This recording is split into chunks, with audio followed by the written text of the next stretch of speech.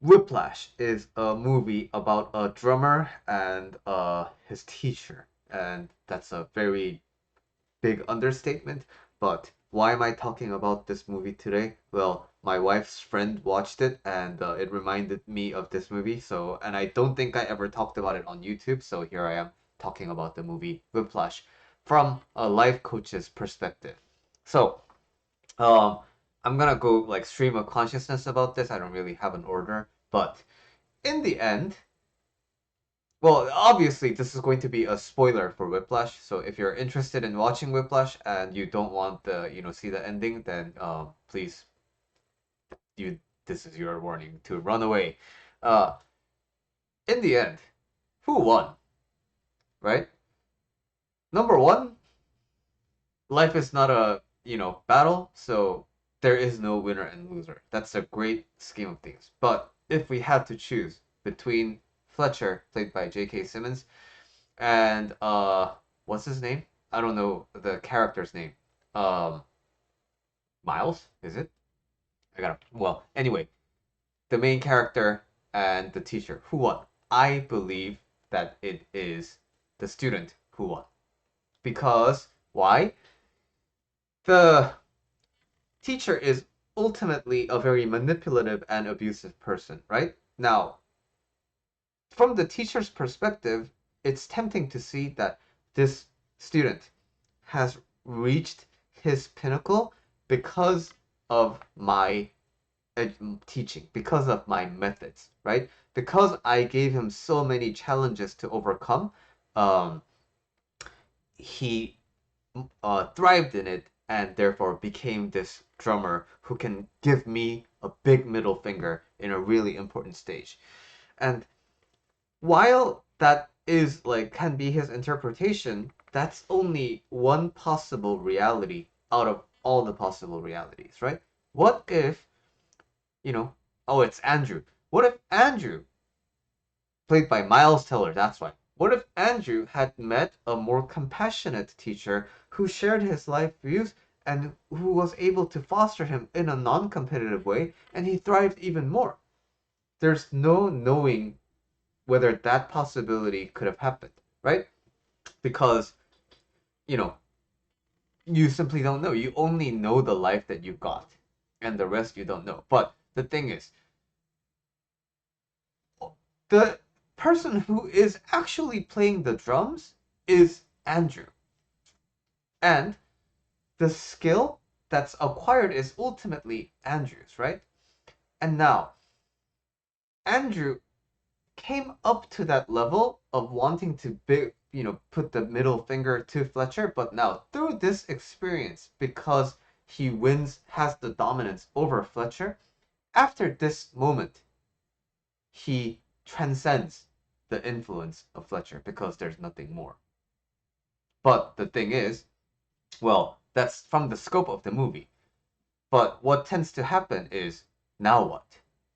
There's no really like knowing what's gonna happen. Now that a big goal in the life has changed. Like there's no pinnacle to reach to. Andrew wanted Fletcher's approval. And based on the ending scene, as he does this and gives the nod of approval, he got it. And now what? That can, I think, in my opinion, majority of the times lead to two kind of endings. Number one, there's no purpose anymore. So they become the Fletcher student who ultimately committed suicide. And option number two is because of karma, he finds a new abusive teacher or abusive mentor who is willing to test him to his limits again, and the cycle continues, and that fire will eventually burn him up. Now, why this kind of a doom relationship? Why not have in my view, in my perspective, why not have a more hopeful ending for Andrew? Well, given all the things that are backstory that we see about Andrew in this movie, we can tell that Andrew is someone who thrives off of competition and being compared. Andrew thrives at being the top of something, and moreover, Andrew is very hungry for approval from figures that he respects. And while the ultimate battle between Fletcher and him, the movie is centered around that. When you look at Andrew's life from a comprehensive angle, this big ending scene has no relation to the greater pattern of life that Andrew experienced. So, Andrew will continue seeking validation from people he respects, and he has had a humbling experience, especially with his girlfriend at the time. But ultimately, the thrill of drums and the thrill of competition and thrill of being on edge will continue to drive him because it's an the thought of girls and relationships is just an afterthought.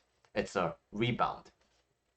And his father will continue to look at his son from a sad perspective and kind of being deeply sad and disappointed and kind of proud at this like mixed feeling.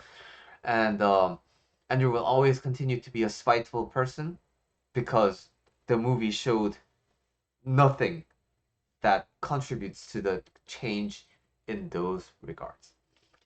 And Whiplash is interesting to Korean and I think generally Asian people because it's perceived so differently in the East and the West.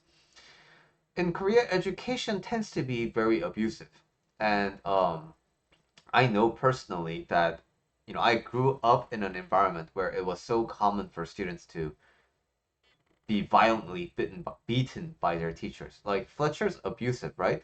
But compared to the things that I used to grow up with, it's not much.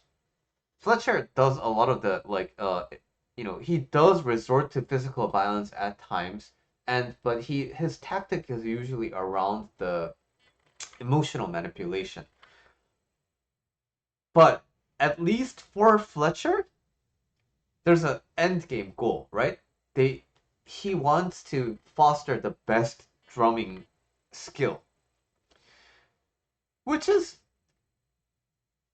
okay. We'll get to that in a bit. But the actual violent teachers in Korea, they don't even have those ideals when I grew up.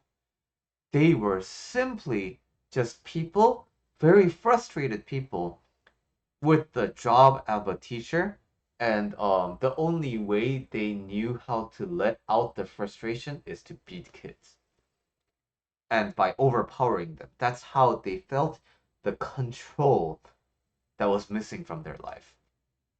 And so, because Koreans are so, and I think Asians in general are so used to being beaten into shape, uh, Koreans actually think of this movie as a very inspirational movie about how you have to go mad with passion in order to achieve something of significance.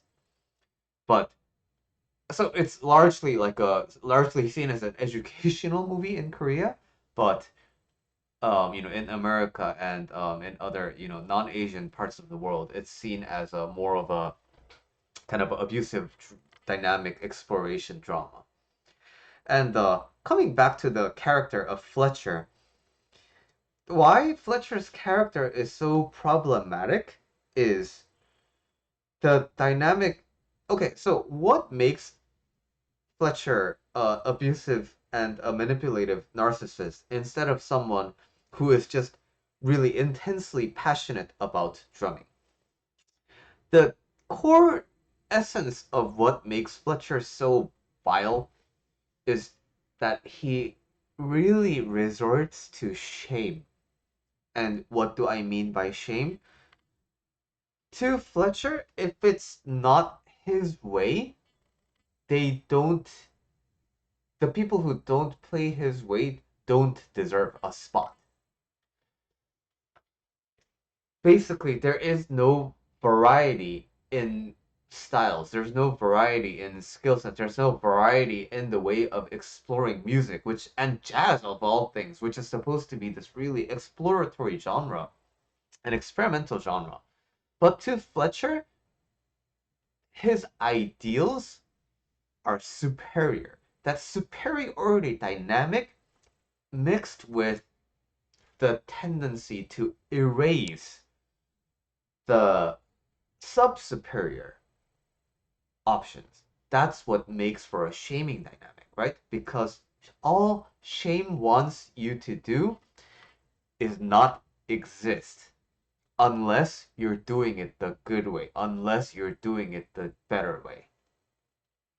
And personality and test wise, that's what shame implements in on students. Culturally, that's what gives rise to colonialism, and that's what gives rise to like religious wars, right? Because I don't respect you, I don't respect your difference, I don't respect your uniqueness, I don't respect your, just everything that you do is just wrong, and you shouldn't do that, and you should implement my thing instead of yours. And that is the ultimate dynamic that's that is shame, right? So Fletcher is a very, very, very, very shaming kind of a witness to his students by always encouraging competition, and even if the competition um even if you have one drummer, he always resorts to tormenting them more because that he believes that is the right way. And therefore, um, what if you have a late bloomer? And what if you have an early peaker? Then Fletcher never gets the chance to work with late bloomers who can potentially surpass um, the drumming skills that he's actually looking for is in with early peakers, right? And so it's a very one-dimensional way of looking at things, but he's so invested in the idea that he is right that he can't see through that. Now, how he came to this, we don't know. And that's part of the mystery and the allure, right? But what I really want to point out about Fletcher is that Fletcher is seen as good, right? He's a very respected musician, he's a respected educator in the school. That's what makes Andrew want to go under Fletcher's band and not other, instructors' band.